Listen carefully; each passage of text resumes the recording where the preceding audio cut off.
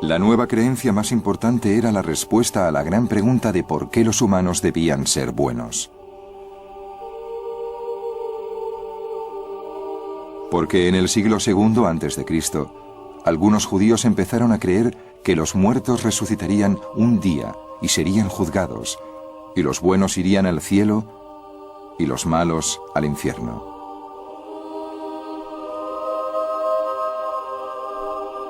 Los que abrazaron esta creencia apuntaban como prueba a las insinuaciones que aparecían en la Biblia sobre la otra vida. En ese punto de la historia sagrada, creo que la gente empezó a ver cada vez más la otra vida como el lugar donde se hace justicia.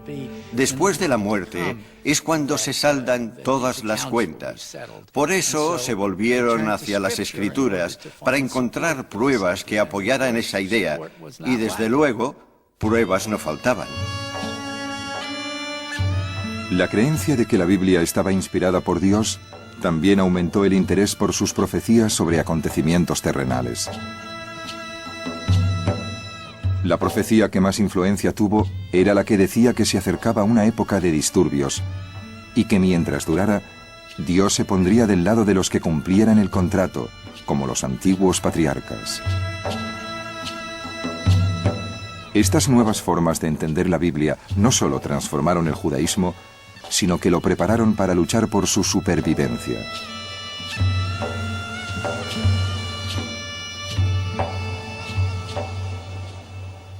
A la muerte de Alejandro Magno, una nueva dinastía griega llamada los Seleucidas tomaron el control del Oriente Medio.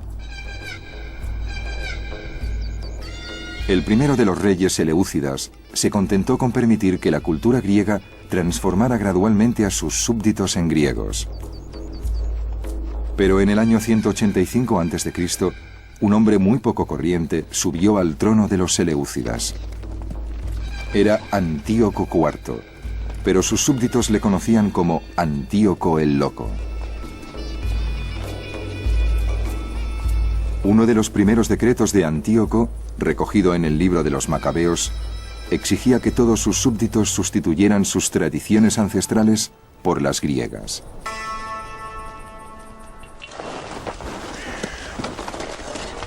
El rey emitió una proclama para todo su reino, diciendo que todos debían formar un solo pueblo, renunciando a sus costumbres particulares.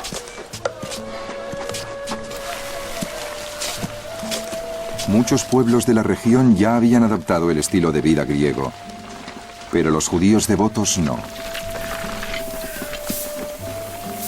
Se disponían a enfrentarse con un dilema: renunciar a su fe o luchar para defenderla.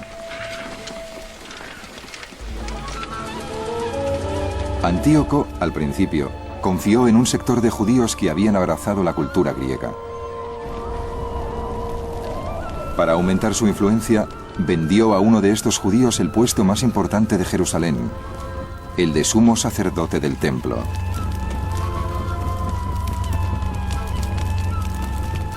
Jasón usurpó el puesto de sumo sacerdote, prometiendo a Antíoco 360 talentos de plata. En cuanto subió al poder, Jasón se dedicó a convertir a sus compatriotas al estilo de vida griego. Para un sumo sacerdote de Jerusalén en el siglo II, la cuestión era muy sencilla: apuntarse al carro de los griegos o no, quedarse aparte o unirse a un proceso social que se había extendido por todo el Oriente Medio de la época. Encontramos sumos sacerdotes que están dispuestos a dar un paso más y a apuntarse al carro de Antíoco IV Epifanes.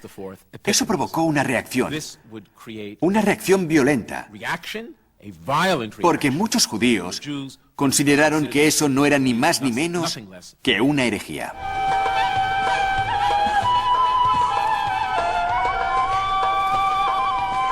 La circuncisión era el símbolo definitivo que distinguía a los judíos.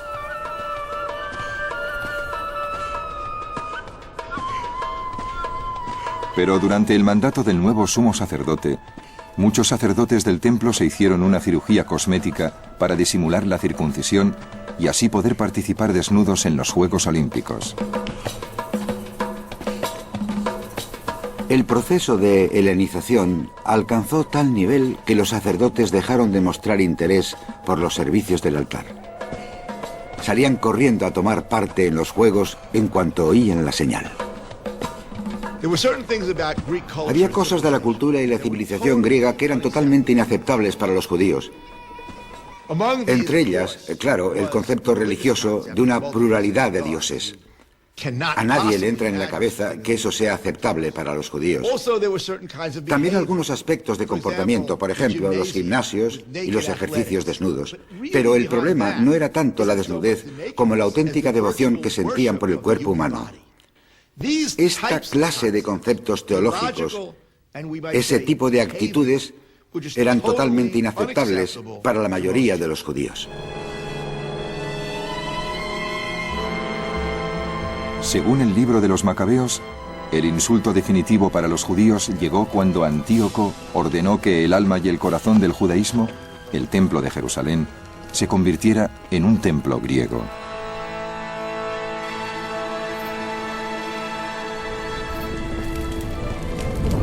El rey mandó a un hombre a que obligara a los judíos a profanar el templo de Jerusalén y dedicarlo al Zeus olímpico.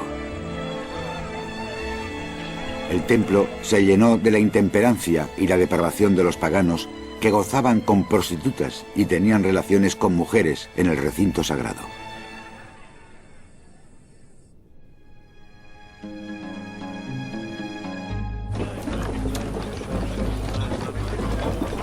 La revuelta contra Antíoco empezó en el campo, porque el rey había ordenado a sus hombres que viajaran de pueblo en pueblo con un ídolo de Zeus.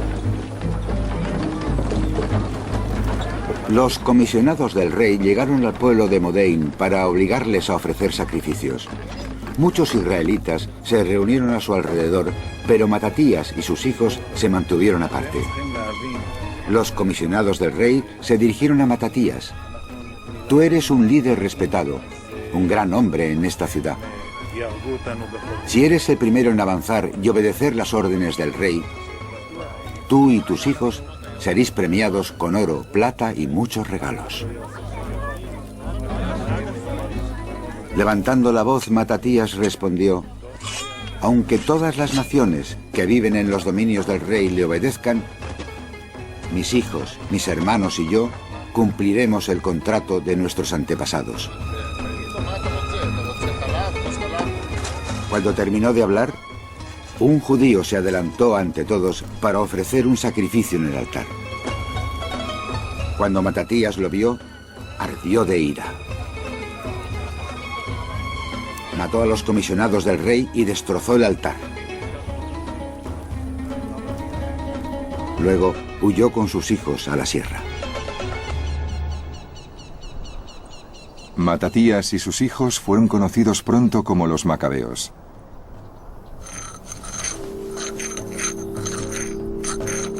Su revuelta era la prueba de que el compromiso de los judíos con la religión del libro divino era tan fuerte que morirían por defenderlo. Los Macabeos fueron a la guerra para terminar con la persecución religiosa, para reclamar el templo y purificarlo. Es la primera vez en toda la historia del mundo que una guerra empieza por una cuestión de libertad religiosa o de libertad de conciencia. También era la primera vez que el Estado se metía en las tradiciones religiosas y el resultado fue que la gente se negó. Iremos a la guerra, no podemos tolerarlo. Esa fue la guerra de los Macabeos.